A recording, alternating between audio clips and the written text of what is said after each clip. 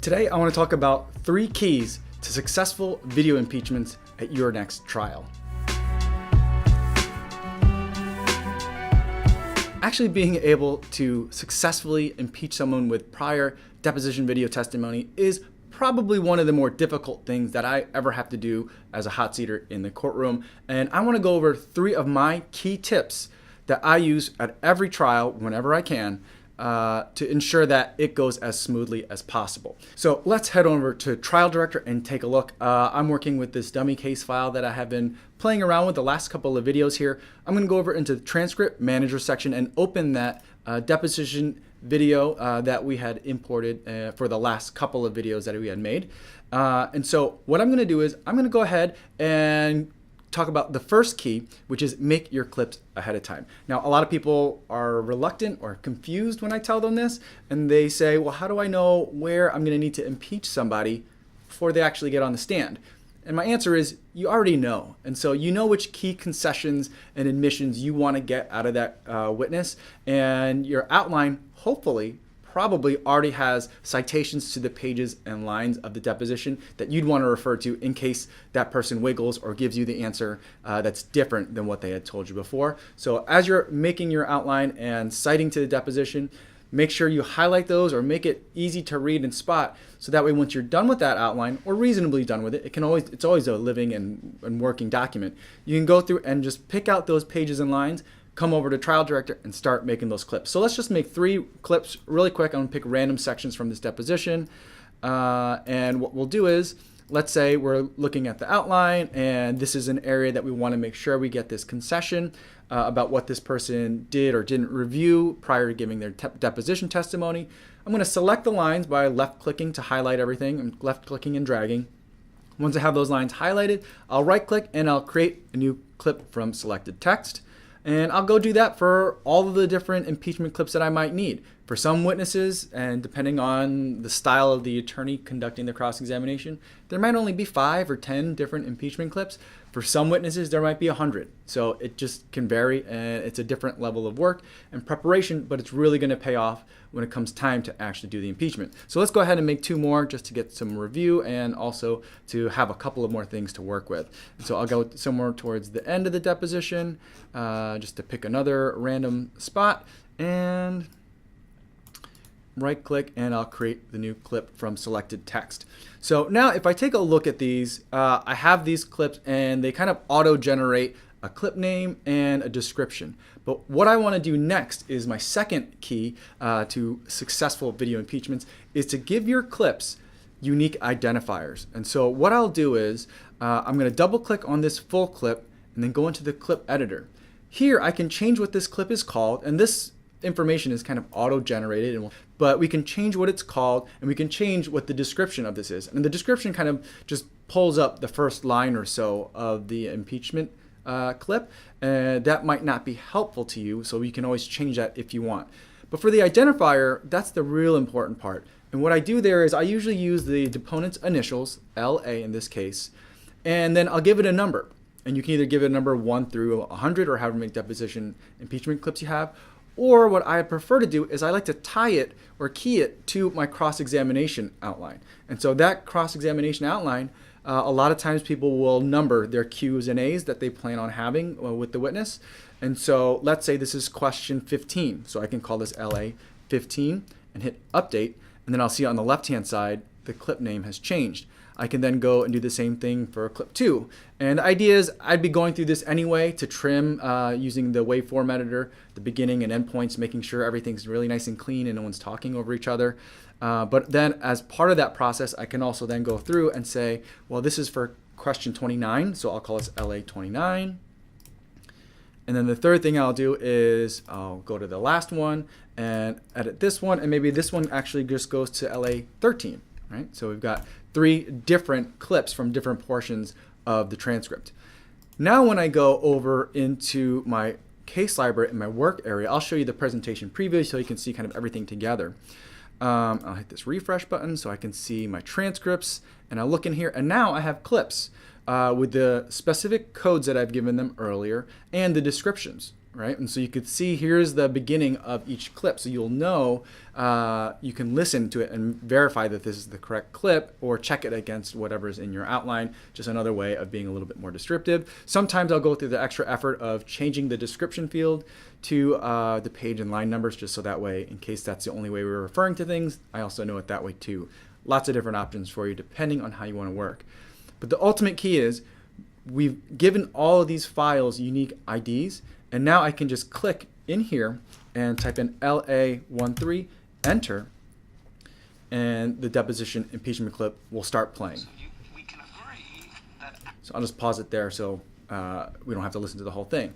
So that makes it easy. So that way, if I'm looking at the outline and we're going through it and I'm using exhibits, I don't have to worry about dragging and dropping the impeachment clip to the correct spot or it accidentally landing in the wrong zone. I don't have to worry about going into the transcript manager and trying to find that page and line really quick and then highlight and then send it over from that section and do it on the fly. I already have it made and in the can. And if I know we're on question 13 and we're impeaching on question 13, then I can just type in the initials, 13, enter. That's what I like to do. Keeps it really nice and simple. The third key, the thing that I will also do as well, is I will use workbooks for my cross-examinations. Now, I know a lot of people, again, this is a matter of preference. Some people that I've met using Trial Director for years and are experts at it and faster than me don't use workbooks ever at all. And I don't know how they do that. I like using workbooks, especially for larger trials, more voluminous trials. So let's go ahead and do that. I'm going to right-click on this workbook section down here, create a new workbook, and I'll call it the LA cross for the, I usually use the last name, but we'll just use LA. And what I will do is I'll go through the outline once again, using that outline, and I'll go through and figure out what exhibits are being referenced. So maybe JTX1, and I'll use the image tab so I can see things. Maybe JTX1 page 1 is something that we're going to use, so I'll send that to the workbook. Maybe then we're going to look at the claims. I think that's at the end. On this particular one, it's the last page, so we'll send that. Then let's look at JTX4 and go to the first page of that. Send that to the workbook. And maybe at this point, this is where in the outline that we have a deposition clip that we've made ahead of time. And so then I'll take, let's say it's LA13, right click, and I can send that to the cross-examination workbook as well.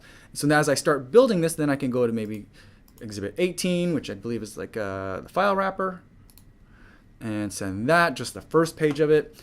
I can see that I'm building this list, and I could rearrange the items in this list as well, so that way I can have the impeachment clip in the order that it might come up. So as I'm going through this cross-examination, instead of having to hunt and peck through these lists or blind type stuff, I can just go through this list down here and drag over whatever I want, depending on if I need it or not, because a lot of the stuff that ends up getting in my cross-examination workbooks, I don't end up using. It's just kind of there in case. And so that's the way that I like to organize it. So that way, as I'm going through, let's say we talked about JTX1 page 8, and we do need to impeach here, I can then just drag it over and I have it, or I know and I can see right here that it's LA13, or I can just type it in as well and do it that way. So that's something else that I can do. The other reason why you might want to use a workbook is because when you have a workbook, then you can use these tools down here. And if you didn't see that, I'll do it again. You hit this arrow. This triangle here tells you that there's more tools available. You click that open, and all of a sudden now I can see a workbook, and I could select that workbook. I'm gonna have to refresh this real quick. So I've got that workbook, and in that workbook, it shows me all the things that are listed in there in the order that they appear in this workbook. What's nice about that is now I can just hit this green button, or the keyboard shortcut for that green button is the space bar.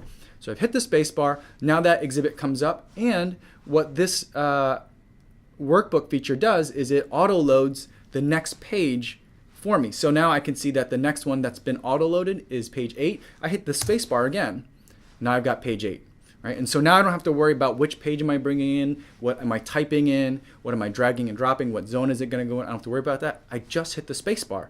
And it even works for the video impeachment too. So now I've got this. I'm going to page 8 of JTX1. She says something different than she said before. Then instead of having to do anything like typing or whatever, I just hit the space bar. And that impeachment just started playing, and I hit escape. Now let's say I didn't need that, or I don't need the next exhibit. instead of hitting the space bar, I'll just hit this button and advance to the next exhibit in this workbook list. So that's how using workbooks with your impeachment clips, it makes it really easy to do video impeachments because you've made the clip ahead of time and you've trimmed it so that you know it's going to start and stop at the exact right points. You've given them unique identifiers, so in case you get disconnected from your workbook or where you are in your workbook that you made in Trial Director, you can always still key things to the outline or just blind type whatever the clip number is. And you put it into the workbook so that way you can have everything at your fingertips and there's less searching that you have to do and there's fewer button presses, hopefully, that you'll need to go through to get that specific video impeachment clip. Those are my 3 keys to being able to successfully impeach someone with their prior deposition video. It's a lot of work, but video impeachment is a lot of work. I think that for the most part, when an attorney can do it well and practices this with their hot seater, it's an extremely effective tool. I think most attorneys still, even whether they're using video or not, aren't really impeaching people very well. But when people are and they're using video, it just looks fantastic. And so I ultimately think it's definitely worth the effort. And hopefully, if nothing else, this video has been able to show you whether or not that effort might be worth it for you. But hopefully some of these tips make it that much easier for you to do at your next trial. If you have any questions about my process or the procedure, let me know. I'd love to talk to you guys in the comments. Thanks so much for watching this video, and I'll see you in the next one.